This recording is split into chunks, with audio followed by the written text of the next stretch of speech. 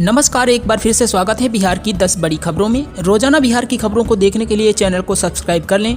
चलिए शुरू करते हैं आज की पहली बड़ी खबर। 58 साल की उम्र में सरकारी टीचर बनने का मौका, 46,000 से अधिक पदों पर निकली भर्ती।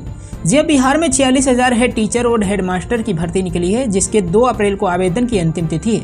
इस भर्ती के लिए आवेदन बिहार लोक सेवा आयोग की वेबसाइट bpsc.bihar.nic.in पर जाकर करना है। अधिसूचना के अनुसार हेड टीचर पद पर 40,247 वैकेंसी और हेडमास्टर पद पर 6,061 वैकेंसी हैं। बीपीएससी हेड टीचर और हेडमास्टर भर्ती के लिए उम्मीदवारों को post graduation BEd, BA, BEd, BSc, BEd किया होना चाहिए। साथ ही टीटी परीक्षा भी पास किया होना जरूरी है। इसके अलावा अभ्यर्थियों को टीचिंग का अनुभव भी होना चाहिए। हेड टीचर पद के लिए प्राइमरी स्कूल में कम से कम 8 साल पढ़ाने का अनुभव होना चाहिए। उम्र 58 साल से कम होनी चाहिए, जबकि हेडमास्टर पद के लिए माध्यमिक शिक्षा के रूप में 8 साल पढ़ाने का अनुभव होना चाहिए। योग्यता के संबंध में अधिक जानकारी के लिए नोटिफिकेशन पढ़ सकते हैं। औरंगाबाद में 12 प्रत्याशियों का नामांकन रद्द, आरजेडी प्रत्याशी अभय कुशवाहा ने जताई सहानुभूति। जी औरंगाबाद से आरजेडी प्रत्याशी अभय कुशवाहा ने चुनाव मैदान में उतरे 12 प्रत्याशियों को नामांकन रद्द होने पर उनके प्रति सहानुभूति जताई है। साथ ही घोषित तौर पर उन्हें अपने साथ आने का भी ऑफर दिया है। आरजेडी प्रत्याशी अभय कुशवाहा ने कहा कि निर्वाचन प्रक्रिया के तहत 12 प्रत्याशियों का नामांकन रद्द हुआ है। इस पर उन्हें कोई टोका टिप्पणी नहीं करनी है, लेकिन यह दिल से यह महसूस कर रहे हैं कि इससे उनके दिल पर गहरा आघात पहुंचा है। उनके प्रति उनकी सहानुभूति है। उन लोगों ने काफी दिनों से चुनाव लड़ने का सोच रखी होगी, तैयारी भी होगी, इसलिए वे उनके साथ हैं।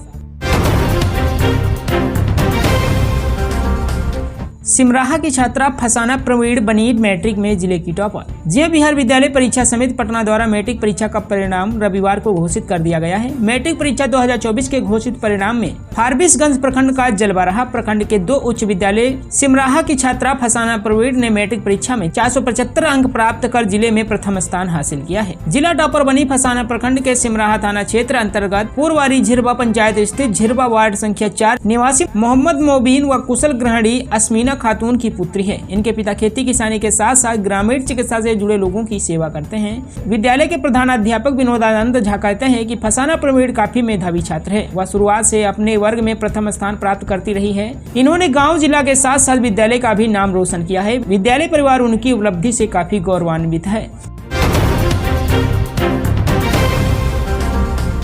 देश में लागू हुआ एक वाहन एक फास्टैग नियम, जाने किया है ये पहल। जी सरकार के स्वामित्व वाले भारतीय राष्ट्रीय राजमार्ग प्राधिकरण का एक वाहन एक फास्टैग मानदंड सोमवार से लागू हो गया है। इसका मकसद कई वाहनों के लिए सिंगल फास्टैग के इस्तेमाल या एक विशेष वाहन से कई फास्टैग को जोड़ने को हतोत्साहित करना है। एक वरिष्ठ अधिकारी ने यह जानकारी दी। NHAI ने पेटीएम फास्टैग यूजर्स के सामने आ रही समस्याओं को देखते हुए वन व्हीकल वन फास्टैग पहल के अनुपालन की समय सीमा मार्च के आखिर तक बढ़ा दी थी। कई फास्टैग काम नहीं करेंगे। जिन लोगों के पास एक वाहन के लिए कई फास्टैग हैं, वे आज 1 अप्रैल से उन सभी का इस्तेमाल नहीं कर पाएंगे। इलेक्ट्रॉनिक टोल संग्रह प्रणाली की दक्षता बढ़ाने और टोल प्लाजा पर निर्बाध आवाजाही प्रदान करने के लिए NHAI ने एक वाहन एक फास्टैग पहल की है, जिसका मकसद कई वाहनों के लिए एकल फास्टैग के इस्तेमाल को हतोत्साहित करना और कई फास्टैग को एक विशेष वाहन से जोड़ने को रोकना है। पिछले महीने भारतीय रिजर्व बैंक ने ग्राहकों के साथ साथ पेटीएम पेमेंट्स बैंक लिमिटेड के व्यापारियों को 15 मार्च तक अपने खातों को दूसरे बैंक में शिफ्ट करने की सलाह भी दी थी। फास्टैग भारत में इलेक्ट्रॉनिक टोल संग्रह प्रणाली है, जिसे भारतीय राष्ट्रीय राजमार्ग प्राधिकरण द्वारा संचालित किया जाता है। गडकरी ने भारत में पेट्रोल डीजल वाहनों को खत्म करने का लिया संकल्प। जी भारत को हरित अर्थव्यवस्था बनाने की अपनी महत्वाकांक्षी के तहत केंद्रीय मंत्री नितिन गडकरी हाइब्रिड वाहनों पर जीएसटी को कम करना चाहते हैं और उन्होंने देश को 36 करोड़ से अधिक पेट्रोल और डीजल वाहनों से पूरी तरह से मुक्त करने का संकल्प लिया है। ये पूछे जाने पर कि क्या भारत के लिए पेट्रोल और डीजल कारों से पूरी तरह से छुटकारा पाना संभव है, केंद्रीय सड़क परिवहन और राजमार्ग मंत्री गडकरी ने कहा 100%। गडकरी ने PTI को दिए एक इंटरव्यू में कहा, यह मुश्किल है लेकिन असंभव नहीं है, ये मेरा दृष्टिकोण है। उन्होंने कहा कि भारत ईंधन आयात पर 16 लाख करोड़ रुपए खर्च करता है। मंत्री ने कहा कि इस धन का उपयोग किसानों के जीवन में सुधार के लिए किया जाएगा, गांव समृद्ध होंगे और युवाओं को रोजगार मिलेगा। एलपीजी सिलेंडर 32 रुपए और हुआ सस्ता, चुनाव के बीच मिली राहत। जी हां, कल नए वित्त वर्ष के पहले दिन एलपीजी सिलेंडर के उपभोक्ताओं को राहत मिली है। दिल्ली में एलपीजी सिलेंडर के रेट 30 रुपए 50 पैसे कल से कम हो गए। एलपीजी सिलेंडर कोलकाता में 32 रुपए सस्ता हुआ तो मुंबई में 31 रुपए 50 पैसे सस्ता हुआ।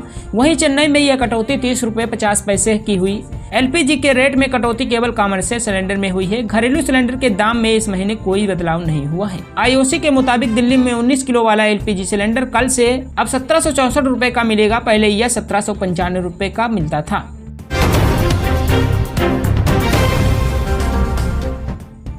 ज्ञानवापी के तखाने में पूजा पर रोक से सुप्रीम कोर्ट का इनकार, नमाज भी होती रहेगी। जी ज्ञानवापी मस्जिद के दक्षिणी तखाने में पूजा पर रोक से सुप्रीम कोर्ट ने सोमवार को इनकार कर दिया। इसके साथ ही नमाज अदा करने को लेकर यथास्थिति बनाए रखने का आदेश दिया। कोर्ट ने मुस्लिम पक्ष मसाजिद इंतजामिया कमेटी की याचिका पर काशी विश्वनाथ मंदिर न्याय को नोटिस जारी करके जवाब मांगा है। सुप्रीम कोर्ट ज्ञानवापी मसाजिद इंतजामिया कमेटी की नई याचिका पर सुनवाई कर रहा है। इसमें इलाहाबाद हाई कोर्ट के उस आदेश को चुनौती दी गई है जिसमें मस्जिद के दक्षिण तखाने में हिंदू पक्ष को पूजा करने की अनुमति देने संबंधी अधीनस्थ अदालत के फैसले को बरकरार रखा गया था। प्रधान न्यायाधीश डीवाई चंद्रचूड़ की अध्यक्षता वाली पीठ ने पुजारी शैलेंद्र कुमार पाठक व्यास को भी मसाजिद कमेटी की याचिका पर 30 अप्रैल तक जवाब दाखिल करने को कहा है। शीर्ष अदालत की पीठ में न्यायमूर्ति जेबी पारदीवाला और न्यायमूर्ति मनोज मिश्रा भी शामिल हैं।